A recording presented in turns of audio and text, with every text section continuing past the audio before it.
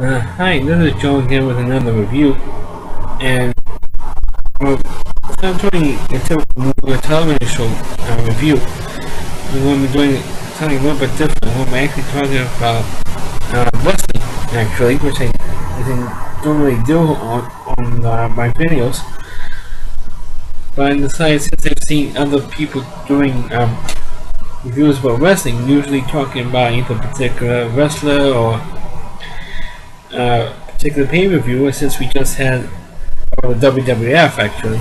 I still call it the WWF and the WWE because I think it's disingenuous.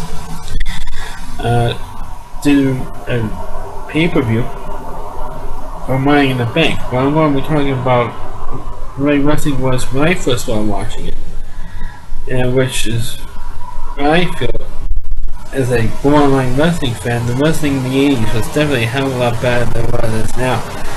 I think the wrestling today is crap. And we really have to say it. Because the wrestling was better, the matches were better, the various storylines were better, and the presentation was better. Today, all you have is maybe like 2 shows a week. You have Monday night Raw, and you have the Friday night show SmackDown. And when I was a kid, what was then called the World Wrestling Federation used to do what they call TV tapings, where they go to either a college arena, basketball arena, or some town in the East Coast like Hershey Park Arena or Hartford, which the WWF is actually located in Hartford, where the headquarters is.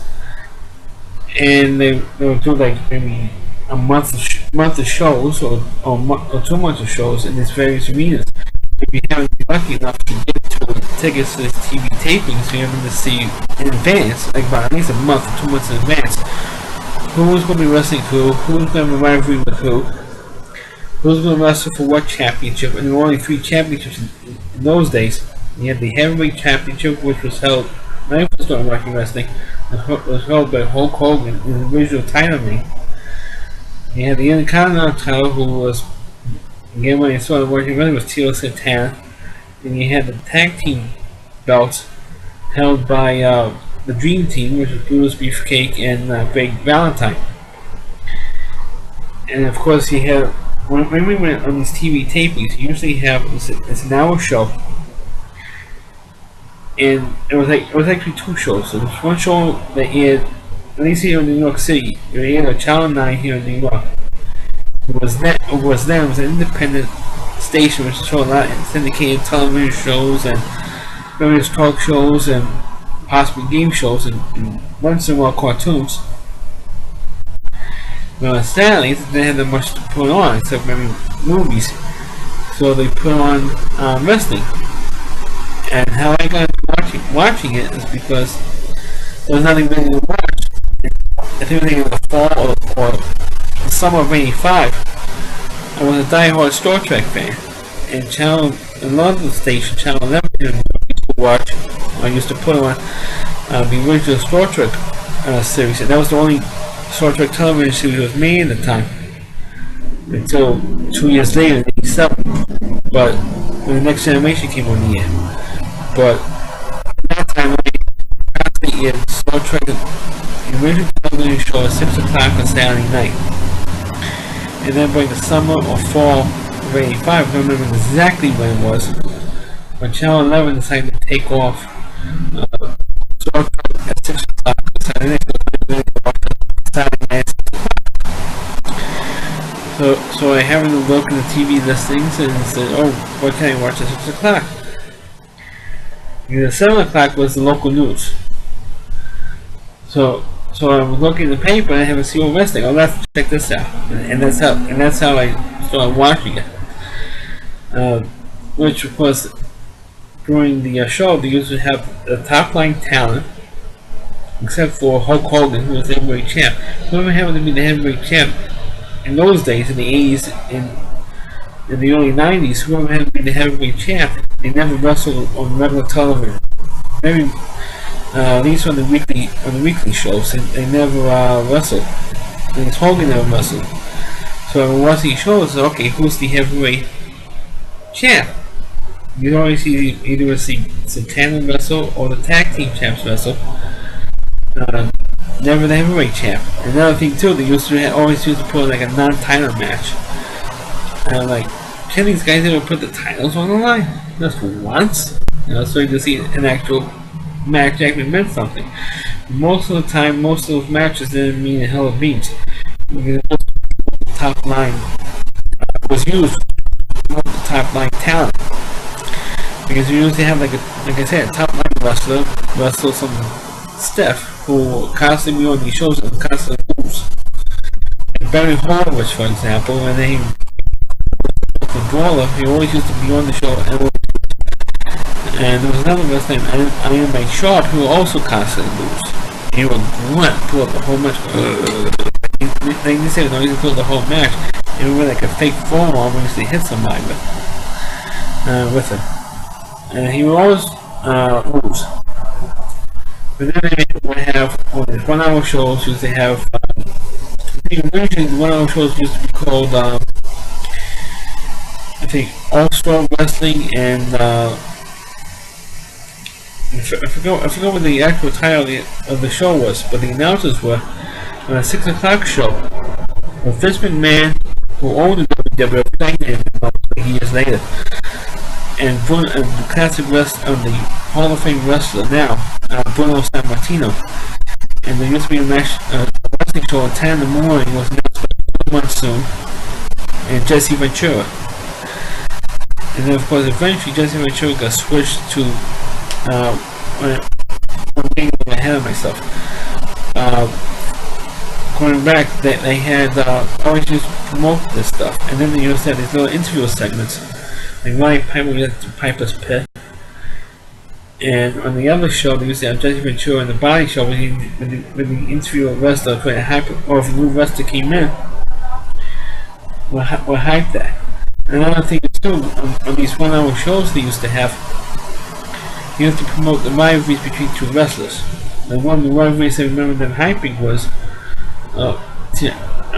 Ricky Steamboat versus Don Morocco. And of course, they would never have a match on these 1 hour shows for some reason, which they should have had.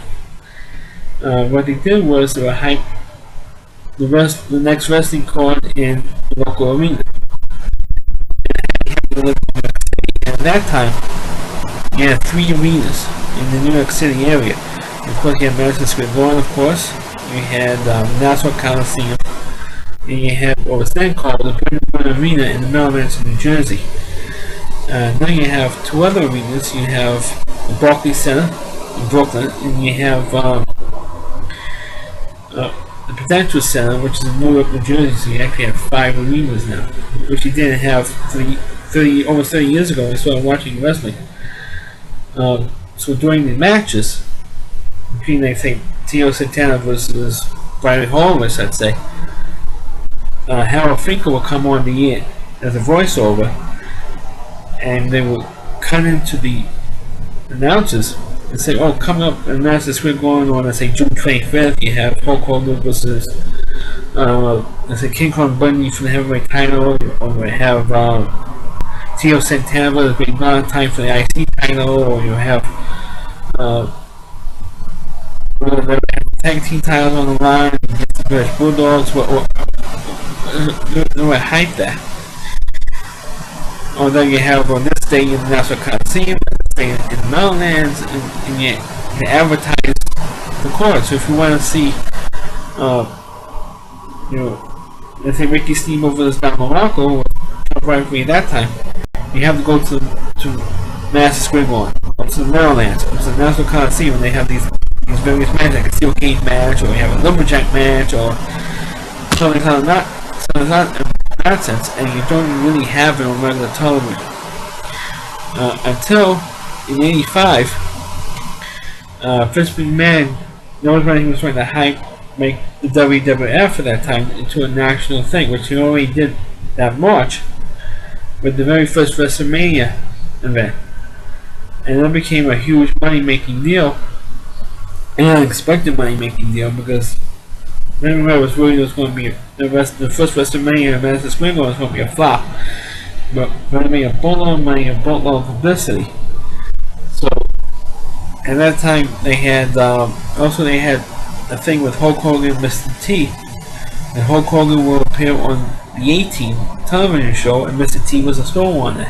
They had a lot of those crossover deals. So NBC, since at the time the A-Team was an NBC show, so Dick Ebersol, who was the head of sports entertainment for NBC, he went to Vince McMahon and said, "Hey, let's get a wrestling show on our television network." McMahon thought it was a good idea and decided to do like almost a once a month or once every other month show called Saturday Night's Main Event. It was a type of it was a 90-minute show, and it will place that once a month, instead of having Saturday Night Live on, they would have Saturday Night's Main Event on. It went from 11:30 at night to 1 o'clock in the morning, New York time, and it would have type of matches that you wouldn't see on the weekly shows at that time. Plus, not only that, but you can see Hulk Hogan wrestle. He was the heavyweight champ, and he would have matches like one first Saturday's main event I remember seeing was one that would air I think like in February or March of '86 when he had his rivalry with Don Morocco,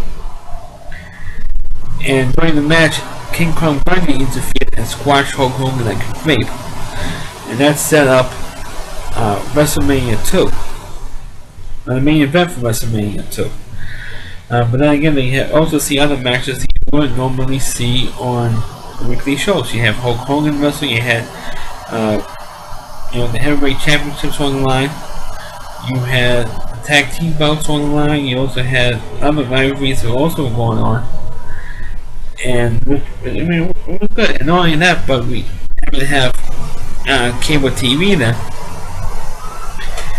and they would one of the cable channels was the MSG network, and they would air the wrestling events from Madison Square Garden live, sometimes live, and that's what the MSG network on the ranges. And if they happen to have a WWF event in Madison Square Garden, the main games, of course, will take priority. And now, some of those next to Rangers games, and then eventually, the machine that was Yankee games, they would delay the wrestling event. And it means that they have on TV. Once in a while, every so often, you'll see one live on TV, and I thought it was great because it was a 3-hour event, and you get to see the matches, in comfort in the living room. You don't have to spend money on the tickets. And then a couple of years during the early 90s, Madison Square Garden was being renovated, so they would have, instead of broadcasting from Madison Square Garden, MSG Network would broadcast a wrestling event from Maryland. What was fun by me, as long as you get your wrestling fix. But the only time you actually get to see wrestling live was when Madison Square Garden will broadcast one of these cards from Madison Square Garden. Very rarely will you see wrestling live. But then eventually, because people complain, say, "Hey, when we see championships on the line on the regular weekly shows," but then in '86. The shows would change to Superstars of Wrestling, which had Vince McMahon, Jesse Ventura, and Bruno Sammartino, for a while Bruno Sammartino, doing the announcing of the retitled Wrestling Challenge. And Gorilla Monsoon and Bobby the Brain, the manager Bobby the Brain Heenan, would do the announcing. And every once in a while, mostly on Superstars of Wrestling show, because Vince McMahon hyped himself to be the top TV announcer, but for stuff like WrestleMania and for the SummerSlam and stuff like that, it was usually Gorilla Monsoon and Jesse Ventura, which I liked to hear as announcers. I don't like the wrestling announcers, say Michael Cole and Well, Jerry the King Lawler was good, and so was uh, JBL, John Bradford Layfield. Those two guys are pretty good, but I don't really care for Michael Cole all that much. To me, the best announcers were Frisbee, Jesse Ventura, and Gorilla Monsoon. Occasionally, I like Vince McMahon, but he was like over the top with the baby face wrestlers and criticize the heels all the time. Once in a while, you have like a top line match, and one of the top line matches I remember seeing was Randy Savage was then the Intercontinental Champ versus Ricky Steamboat, and that was when Randy Savage, quote unquote, crushed Ricky Steamboat's Namix, and then of course they set up that classic match in WrestleMania 3, which is generally considered the greatest match in WrestleMania history. That thing. But then of course occasionally you have matches like the Ultimate Warrior versus Hercules, or you will have one particular tag team match was like infamous match. I think you can find it on YouTube. It was the British Bulldogs who were the tag team champs at that time, wrestling the Hart Foundation, with Danny Davis, who was hyped as a dirty referee at that time. They fixed it so the Bulldogs would lose the titles to the Hart Foundation, which was one of the biggest screw jobs in history, and which I couldn't believe that they actually let that particular thing go on. Then they had a match between the Hart Foundation and Strike Force, which was Tito Santana and Rick Martel. And then they beat the Hart Foundation, which I couldn't believe that they actually won. Or beat the Hart Foundation. Another match that I found was unbelievable. What happened was you had, which was on regular television, then Saturday's main event, which you had the Honky Tonk Man defeating Ricky Steamboat for the Intercontinental title, and he held the title for a year. The reason why they did that is because Ricky Steamboat was like a couple of weeks off. His wife just gave birth or something, and Vince McMahon didn't want to give him the time off, so he gave him the time off of having him lose the title to the Honky Tonk Man of all people. But the first time you actually had a 5-time event, which hasn't happened since the 1950s, with wrestlers like Gorgeous George and Bruno Sammartino was in his prime. That's when you have wrestling in 5-time television. Was on February the 5th, 1988. It was called, like I say, they had the Saturday main event shows, which you would have. You did have great matches, and you did have great moments on those things, like Hulk Hogan wrestling Paul Orndorff like 3 different times, or 3 different shows, and you had the Honky Tonk Man versus the Randy Savage, which was a great rivalry. But the most infamous match you had was on February 5th, 1988, which was on the parents' anniversary actually. They had on television a live broadcast called the main event. Because actually, of course, you had to take off the Saturday night part because it was on Friday night. And it was the most infamous moment because that's when Hulk Hogan's original title reign finally ended. Because I thought it was a joke that because I always thought in my mind, when is Hulk Hogan actually going to lose the match and lose the title? Because he always used to. I think that got me aggravated every time watching Hulk Hogan wrestle. Was the fact that every time when the wrestler he would wrestle, no matter who it is, from King Kong Bundy to Morocco to whomever, or to Randy Savage, or to Yokozuna, or to whomever, or the Undertaker for a while. Every time when the wrestler the Hulk Hogan is wrestling against uses the when it's called the finishing move, Hulk Hogan will always kick out of the pinfall and go and make the face. His eyes will bug out and go, you! And then we'll beat up the guy, do his famous leg drop, kick him in the first a boot to the face, and then would make the wrestler fall, boot the leg drop arm, and would pin him 1, 2, 3. He did that every stupid, idiotic time I see him, and would make fun of that stuff because it was so stupid because you know it's coming. Because it's the same stupid script, every stupid, idiotic match Hogan was ever in. And if you watch any of his matches, especially from his first title reign, especially on the Saturday main event shows, remember you can find him on YouTube, which a good chunk of them you can't see. He does the same stupid, idiotic thing. So when you have the Saturday the main event show, which is like a rematch from WrestleMania 3, and you have Hulk Hogan and Andre the Giant, which this was the highest rated show on primetime television in the history of wrestling. You never know what a huge deal WrestleMania 3 was between Hulk Hogan and Andre. So to see him in a rematch on regular television, not on pay-per-view or closed circuit locations, you can see it put on NBC and you can see it. Hulk Hogan got stiff because they had a fake referee in there. It actually turned out to be the identical twin brother of the referee that was supposed to be in the match, and so it was like called the Hulk Hogan screw job. And of course he lost it. Of course it turns out to hype what was going to happen in WrestleMania 4. Because what a lot of people don't know was the original hype thing for WrestleMania 4 was Hulk Hogan was supposed to wrestle Ted DiBiase, $1 million. He was hyped as the $1 million man. Everybody has the price, and he was supposed to lose to DiBiase WrestleMania 4 for the heavyweight title.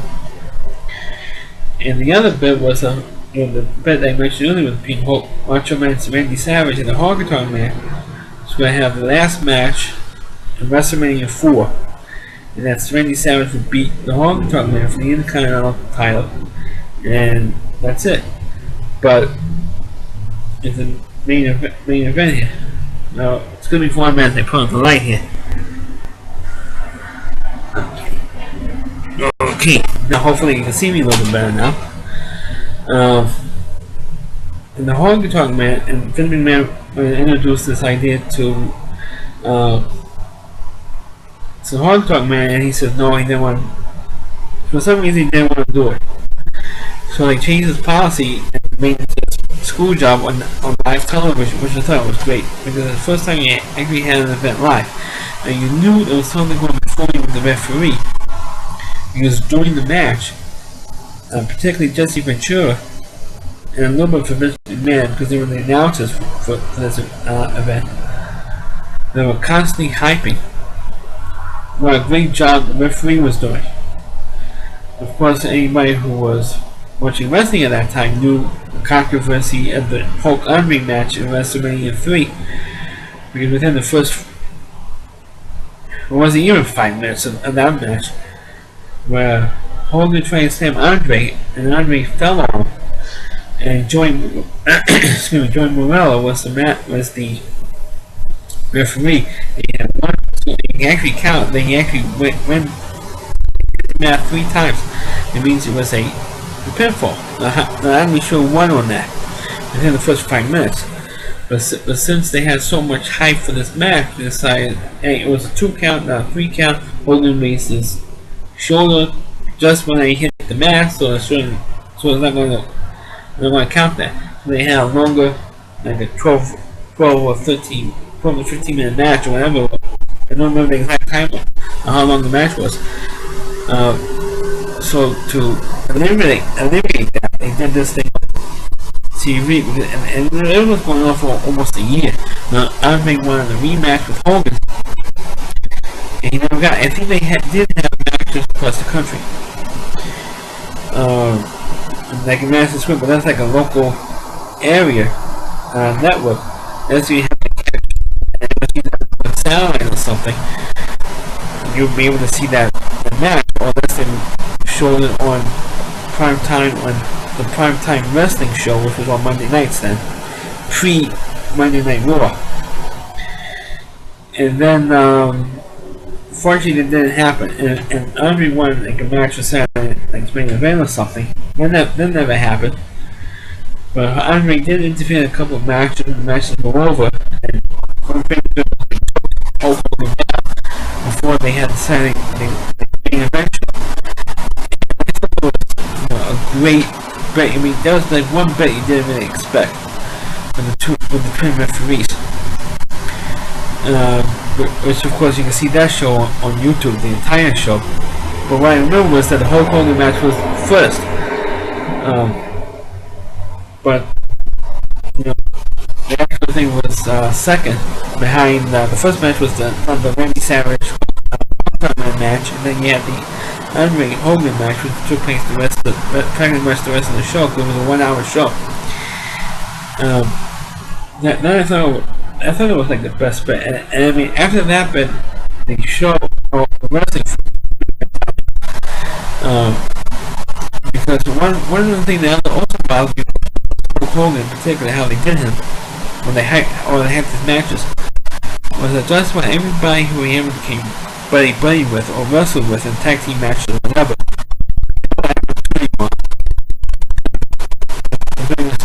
The first one was like Paul Orndorff. Then you have Andre the Giant. Then you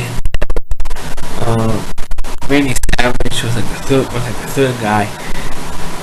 And almost everybody turned on Hulk Hogan at one time or another.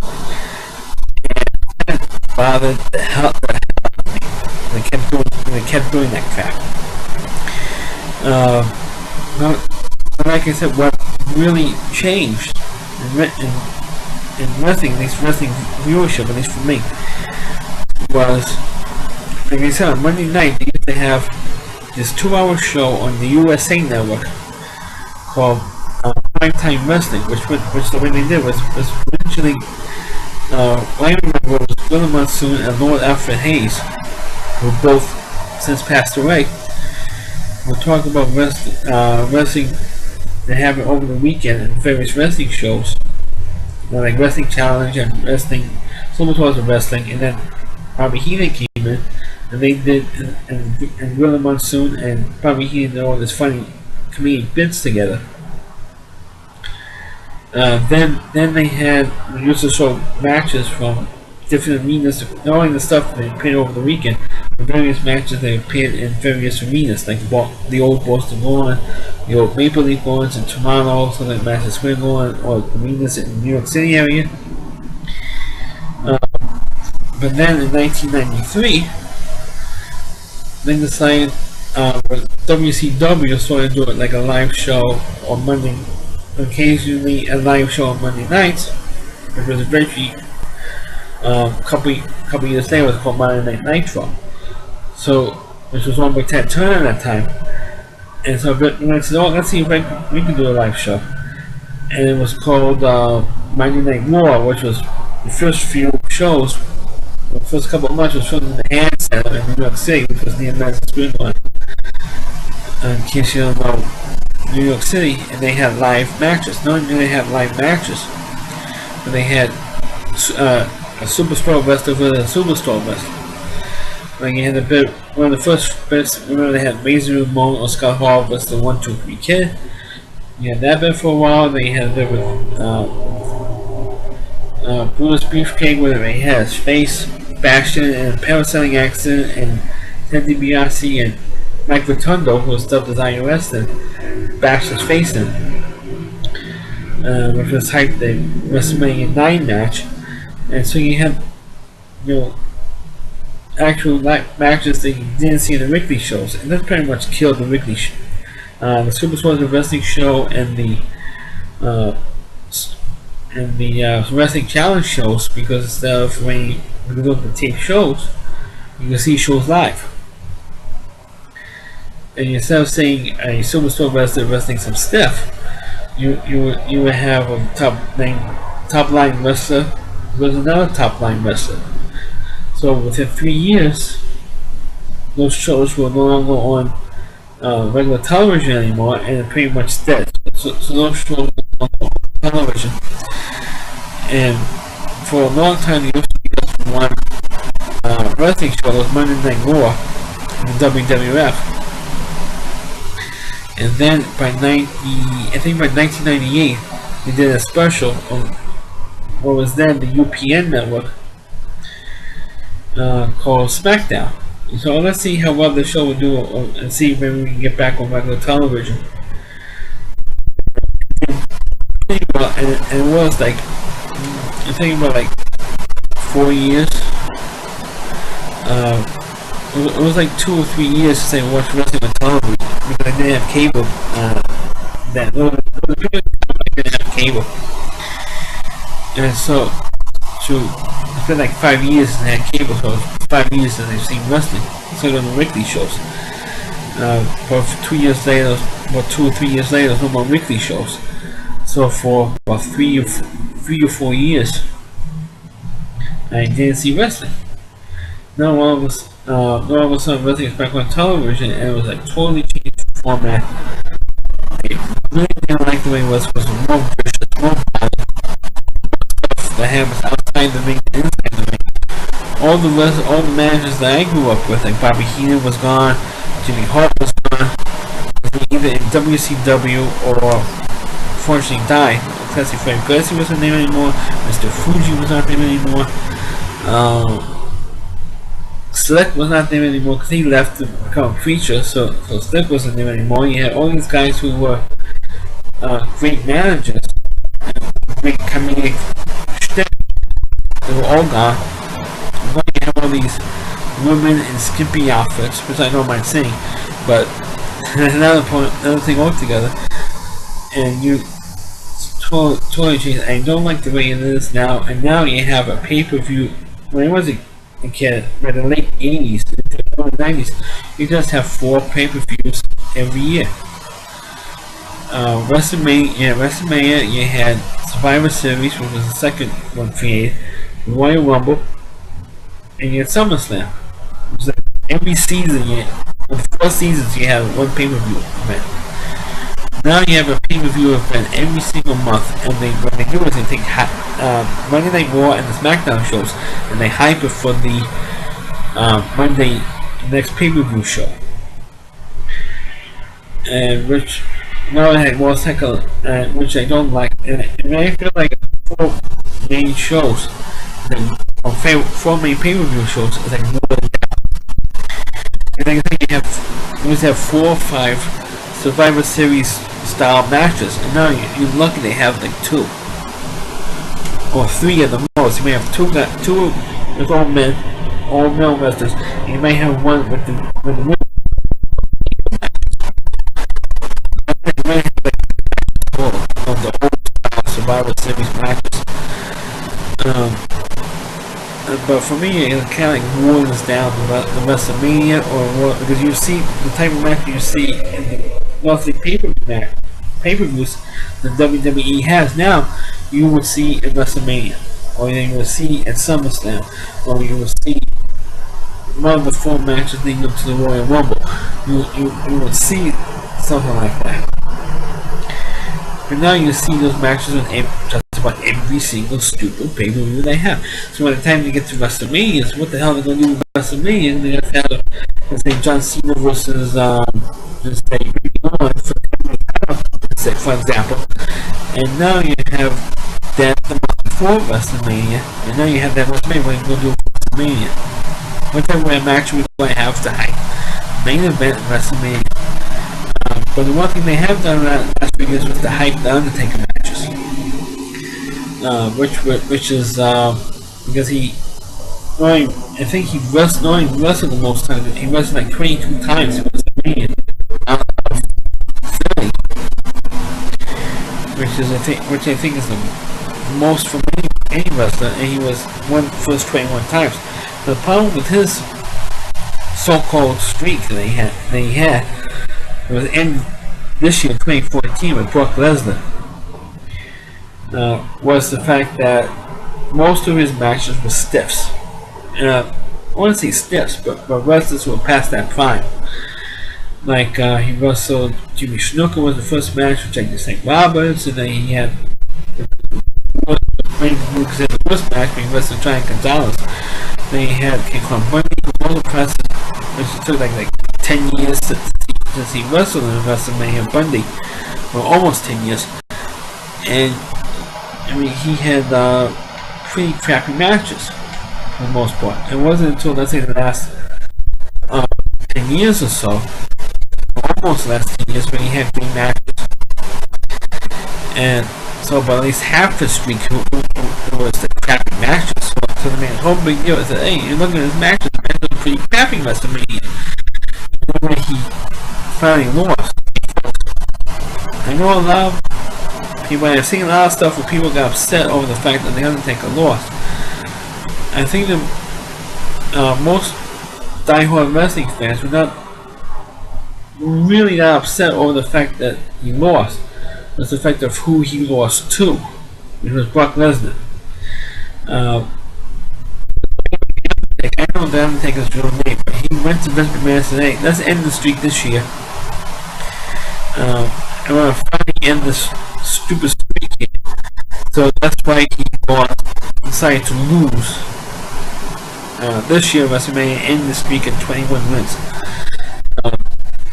And he lost the team match. Somebody posted the whole event on YouTube, and was since blocked by the WWE.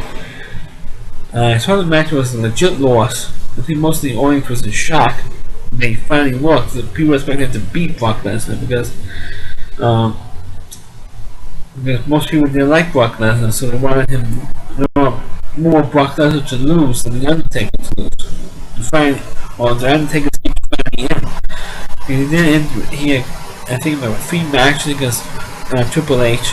They were all great matches. They had a couple matches with, I think he also had about 3 matches with Shawn Michaels, which were also great matches. Those matches he could have lost easily, The Undertaker, any one of those 6 matches, and he didn't.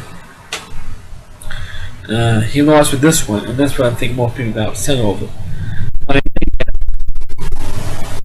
2 minutes, but today wrestling is so. I watch it. I do watch the shows, but it's not as it was. I'm not 15 years old when I first started watching wrestling.